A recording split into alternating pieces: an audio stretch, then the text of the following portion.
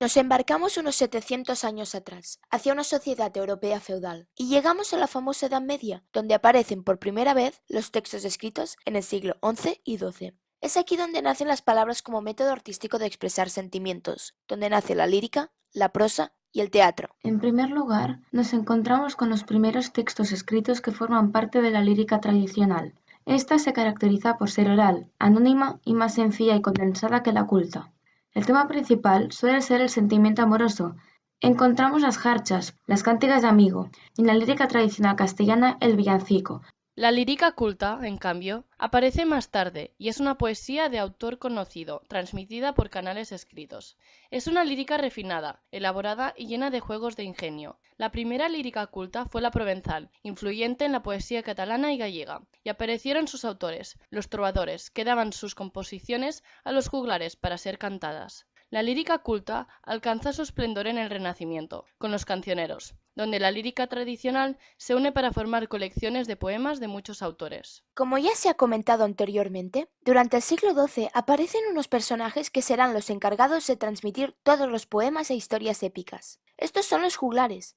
Su oficio acabó adoptando el nombre de mester de juglaría. Había de muchos tipos de juglares, pero los más conocidos eran los juglares de gesta, los cuales explicaban las historias heroicas de héroes locales. Estas historias se conocen como cantares de gesta, extensas narraciones anónimas escritas en verso que sirven para exaltar la conciencia patriarca del pueblo. Son, con estos cantares de gesta que se inicia la épica, como modo de relatar sucesos históricos y legendarios en torno a un héroe y exaltar las virtudes guerreras, caballerescas y aristocráticas del pueblo. El cantar más famoso es el Cantar de Mio Cid, obra anónima, donde el noble Cid el campeador ha sido injustamente desterrado y debe luchar para recuperar su honor. El poema empieza de manera desastrosa y acaba de forma gloriosa. Se divide en tres partes: Cantar del destierro, Cantar de las bodas y Cantar de la afrenta de Corpes. La recuperación del honor social y personal es el tema recurrente durante toda la obra. Más tarde, en el siglo XIII, nace el conocido mester de clerecía, el oficio de los clérigos. Esta nueva narrativa recoge temas de tradición culta y utiliza recursos juglarescos. Son narraciones escritas en romance por autores cultos,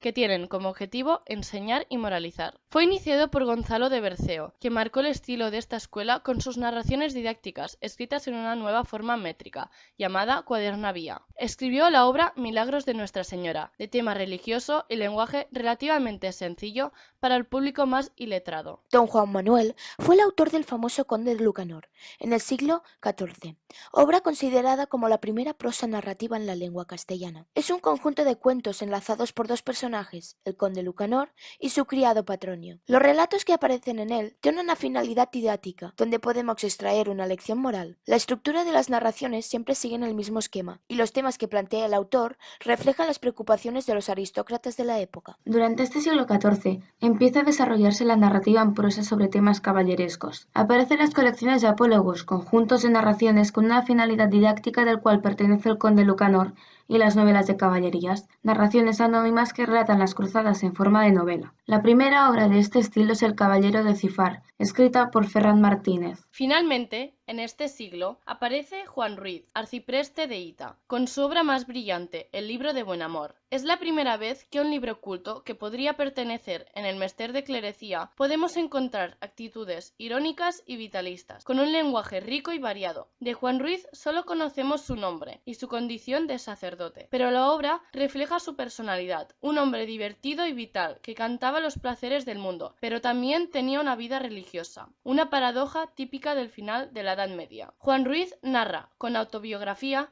diferentes episodios amorosos, mezclando elementos aparentemente contradictorios, como la religión y el vitalismo. Del teatro medieval tenemos muy pocos documentos, pero sin embargo sabemos que el teatro surgió para celebrar ceremonias y festividades religiosas. Los temas más tratados eran la Navidad, la Pasión o muerte de Jesús y la Virgen María. Las representaciones de tema religioso se escenificaban dentro y fuera de las iglesias y tenían un carácter didáctico. Del teatro medieval castellano se conserva un fragmento de la representación de los Reyes Magos, también conocido como el Auto de los Reyes Magos, escrito en verso del siglo XII. A partir del siglo XIII se introducen elementos populares profanos que dejaban aparte la religión. Y poco a poco la mentalidad cerrada y religiosa del pueblo fue cambiando, dando paso a una nueva época con la aparición de la Celestina, y finaliza la Edad Media.